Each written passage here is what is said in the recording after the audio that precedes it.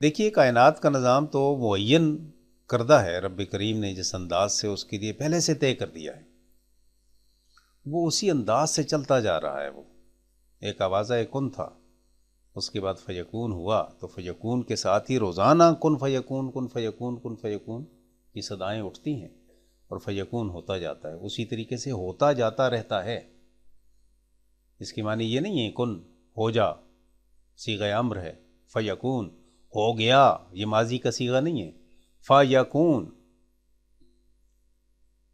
ہوتا رہتا ہے، پس وہ ہوتا رہتا ہے، حال اور مستقبل دونوں کے معنی میں استعمال ہوتا ہے۔ تو رب کریم نے اس کائنات کا اسی طریقے سے نظام رکھا ہے، اور یاد رکھیے اس پوری کائنات کو کہیں پر کسی چیز کو اسٹیشنری نہیں رکھا، ساکت نہیں رکھا، جامد نہیں رکھا، پڑا ہوا نہیں رہنے دیا کسی چیز کو۔ ہر چیز اپنی اپنی شکل و صورت میں تغیر اور تبدل کے ساتھ ساتھ چلتی ہے، اس کے اندر تبدیلی آتی ہے، وہ اپنی حرکات اور سکنات رکھتی ہے اور حرکات اور سکنات میں رہتی ہے، ہر چیز، تمام مخلوقات۔ کوئی بھی چیز اپنی جگہ پہ اس طرح نہیں ہے کہ جامد ہے، نو، حرکت پذیر ہے، کچھ نظر آتی ہے کچھ نظر نہیں آتی، تب بھی حرکت پذیر ہے۔ یہ آسمانوں کا نظام، نظام شمسی، یہ زمین کا نظام، یہ تمام کی تمام مخلوقات، ہر مخلوق اللہ تعالیٰ کی جو ہمیں جامد بھی نظر آتی ہے وہ بھی حرکت پذیر ہے۔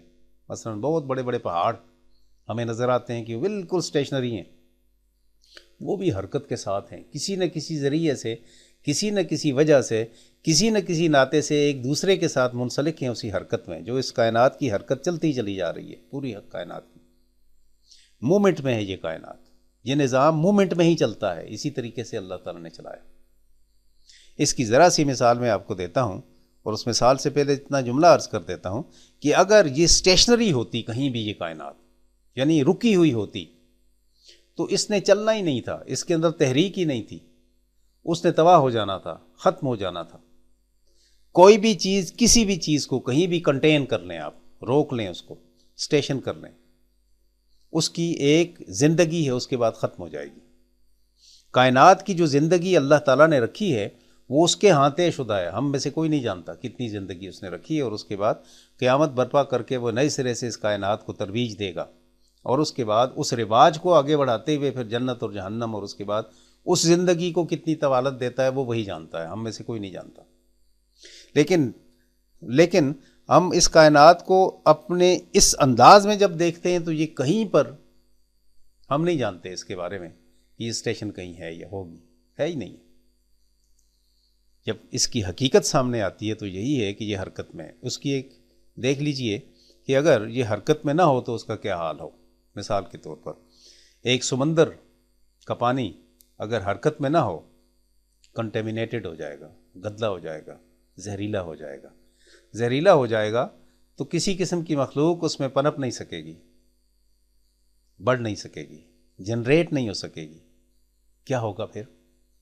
کائنات کے نظام کا ایک حصہ مفلوج ہو جائے گا، جس سے کھربہا مخلوقات دیگر کا رزق وابستہ ہے، ختم ہو جائے گا۔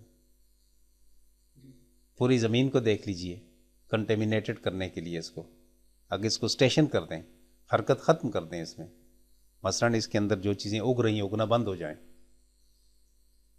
اس کے اندر حرکت ختم ہو گئی نا۔ اس کے اندر بیج ڈالیں گے، ضائع ہو جائے گا۔ پانی آتا ہے تو بالکل چٹان کی طرح ہو، ایبزارب نہ ہو، اس کے اندر حرکت نہ ہو، کیا ہوگا اس کا؟ یہاں سے ویجیٹیشن جتنی ہمیں نکلتی ہے، ملتی ہے، وہ نہیں ملے گی، ٹھیک ہے؟ پھر ہر قسم کی جتنی مخلوقات موجود ہیں ان تمام مخلوقات کو اپنی زندگی نہیں ملے گی۔ اب زندگی ملنے کے لیے چار چیزوں کا ہونا ضروری ہے، اور یہ تمام مخلوقات کے لیے لازم ہے۔ ہر قسم کی مخلوقات، وہ آبی ہیں، زیر زمین ہیں، یا پھر زمین کی سطح کے اوپر ہیں، یا پہاڑوں پر ہیں، یا جنگلات میں ہیں، یا ہواؤں میں ہیں، کہیں بھی ہیں، تمام مخلوقات کو چار چیزوں کی ضرورت ہے۔ اس میں انسان بھی ہے، اس میں حشرات بھی ہیں، اس میں نباتات بھی ہیں، جمادات بھی ہیں، اس میں درندے ہیں، پرندے ہیں، چرندے ہیں، خزندے ہیں، ساری قسم کی جتنی مخلوقات ہیں ان سب کے لیے چار چیزوں کا ہونا ضروری ہے۔ مٹی، آگ، پانی اور ہوا، کسی ایک کو نکال دیں کائنات کا سسٹم ہی نہیں چلے گا۔ بڑھوتری کہیں نہیں ہے، چلے گی نہیں۔ یہ چار چیزیں اللہ تعالیٰ نے پوری کائنات کے نظام کو چلانے کے لیے اس وافر مقدار میں رکھی ہیں، جس وافر مقدار میں جس جگہ پہ جن مخلوقات کو اپنی بڑھوتری کے لیے ان کی ضرورت پڑتی ہے۔ ان میں سے کسی ایک کو آگ کو نکال دیں، آگ کا مطلب یہ نہیں ہے کہ ہم یہ شعلہ جلاتے ہیں اور اس سے تباہیاں پھیلاتے ہیں، آگ گرمی تپش ختم ہو گئی، انسان کی اپنی زندگی ختم ہو گئی، وہ بھی نہیں بڑھ سکے گا۔ ہوا کو نکال دیں، کلی ختم ہو گئی۔ آگ یعنی مین، روشنی یعنی مین، حدت تپش، اس کو نکال دیں تو پھر بھی ہو سکتا ہے چند گھنٹے، چند دن، چند مہینے، لیکن ہوا کو نکال دیں ختم، مٹی کو نکال دیں بیچ میں سے ختم۔ انسان کا خمیر بھی، تمام کی تمام مخلوقات کا خمیر مٹی سے ہے، ختم ہو جائے گا انسان کا وجود۔ پانی کو نکال دیں، ختم ہو جائے گا۔ تو یہ اللہ تعالیٰ نے اس کائنات کے نظام کو چلانے کے لیے ان چار چیزوں کو وجود رکھا، اور ان چار چیزوں کو اس وافر مقدار میں رکھا، کہیں کم کہیں زیادہ ضرورت کے تحت، لیکن اپنے ہاں بڑا وافر ہے۔ جب چاہتا ہے آسمان سے بارش برسا دیتا ہے، جب چاہتا ہے سورج آگ برساتا ہے، کبھی چھپ جاتا ہے، کبھی ٹھنڈا ہو جاتا ہے، کبھی گرم ہو جاتا ہے۔ نبی پاک صلی اللہ علیہ وآلہ وسلم نے فرمایا کہ سورج جس وقت جہنم کے قریب ہوتا ہے تو زیادہ گرمی دیتا ہے، جب جنت کے قریب ہوتا ہے تو زیادہ ٹھنڈ پیدا ہونی شروع ہو جاتی ہے۔ تو اس کائنات کا دیگر نظام دیکھ لیجئے، اب ایک زمین ہی کو دیکھ لیں، اگر اس میں حرکت پذیری کا وہ نظام جو اللہ تعالیٰ نے ہر مخلوق کے پیدا کرتے وقت اس کے اندر رکھا ہے، اس کو نکال دیا جائے تو یہ زمین تو تباہ ہو گئی، برباد ہو گئی، یہ کہیں نہیں رہے گی۔ نظام شمسی کے اس تمام مومنٹس کو نکال دیں، کائنات دھڑام سے نیچے آ جائے گی، سسٹم ہی سارا ختم ہو جائے گا۔ اور اس جیسے اس جیسے ہزارہا اور نظام شمسی ہیں جو اس کائنات میں موجود ہیں، ہر ایک کا اپنا ایک سسٹم ہے، مومنٹس ہیں، وہ اپنے اپنے مدار میں گھومتے چلے جا رہے ہیں۔ زمین بھی گھومتی چلی جا رہی ہے۔ اس زمین کے گھماؤ کو ذرا تھوڑی دیر کے لیے روک دیں، صرف ایک مہینے ہی کے لیے، ایک حصہ تباہ ہو جائے گا، دوسرا حصہ اس کی وجہ سے تباہ ہو جائے گا۔ جو سورج کی طرف ایکسپوز ہوگا وہ جل کے خاکستر ہو جائے گا، اور جو اس کی اپوزٹ سائڈ پہ ہوگا وہ ٹھنڈ سے تباہ ہو جائے گا، ختم ہو جائے گا۔ اسی طرح اگلا نظام، اگلا سسٹم ہے اس رب کریم کا، اللہ اپنے کرم فضل اور احسان میں رکھے، کائنات کا سارا نظام رب کریم نے حرکت پذیری بھی رکھا ہے، اور جب تک یہ سرگرداں ہے تب تک قائم دائم ہے۔